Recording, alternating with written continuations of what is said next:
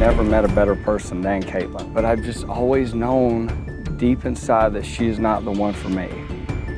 That's it, plain and simple.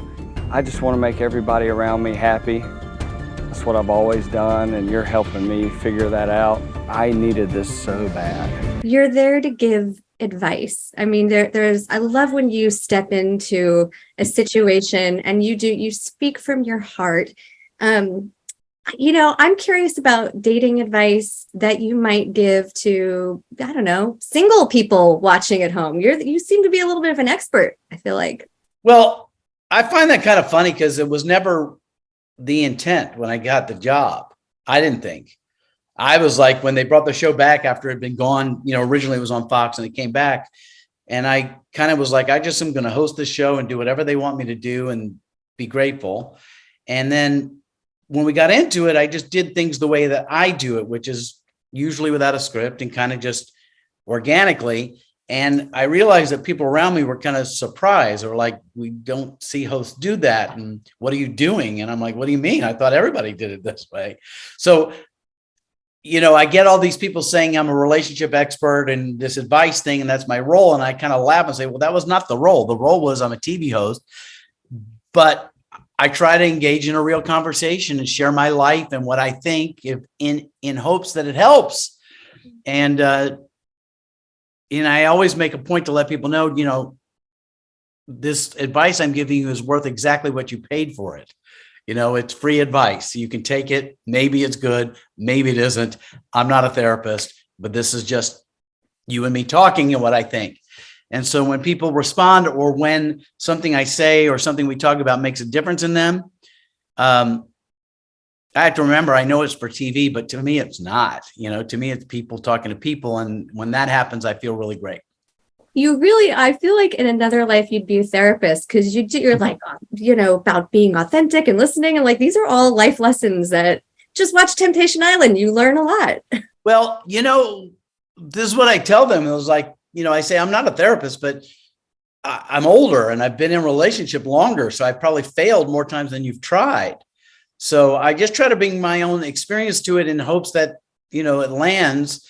And these are young people who are in it. They're in it emotionally. And, what I found in life is that when I'm in it, I'm the last one to see it. I'm in it and I'm stuck in the drama, but I can't see clearly. But somebody outside of that can see very clearly. So that's kind of what I try to do is say, look, and that's why I always say when we look at the bonfire clips, I say to them, what did you see? Because what happened in the clip isn't necessarily what's happening. It's how you relate to it. So I asked them, what did you see? Because I know what I saw, but I'm not connected. I have no trigger to this. So what did you see? And then I can say, look, maybe it was just a party. Maybe that's just a lap dance that just was fooling around and didn't mean anything. But these people.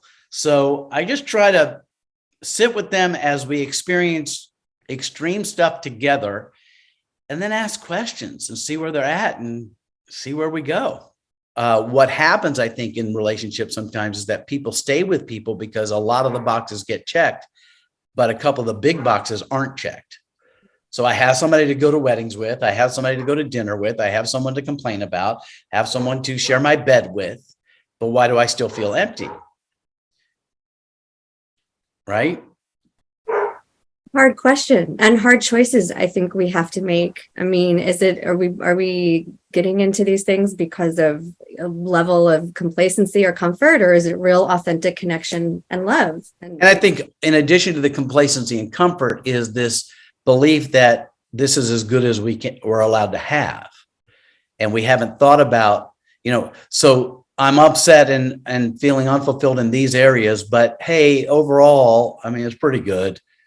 And I'm not thrilled, but I'm not unhappy. And I better take this now because, this is what I got. And I keep saying it's scary to be alone, scary to be single, but it's worse to be in something that leaves you in your 50s unfulfilled and wondering, what have I just done with the last 20 years of my life? And then there's kids involved and other families involved and things like that. So I'm constantly just pushing to, define the ideal relationship. Like, what would it feel to have a love that you just wake up in the morning thrilled to have? And then let's see if we can't find at least an understanding of that, so that if not this relationship, the next one is a notch better. I have a great executive producer, and she says this phrase that we joke that we share a brain, although her brain is much bigger than mine. But I always say to them, she says it too, that our goal, in addition to doing a TV show, is that everybody involved in the show leaves the island in a better place than when they came to the island. I don't think you want to miss this season of Temptation Island. It is already spicy, and we're only a few episodes in, and it gets outrageous. But at the end of the day, if you stay with it, there's something for all of us. I think in every episode, there's something you're going to see about your own love relationship that might keep you coming back. You're stronger than you think. Paris, that was a lot. Make sure you share with these girls and let them help you a little bit. And with the guys, you're going to be just fine. Okay.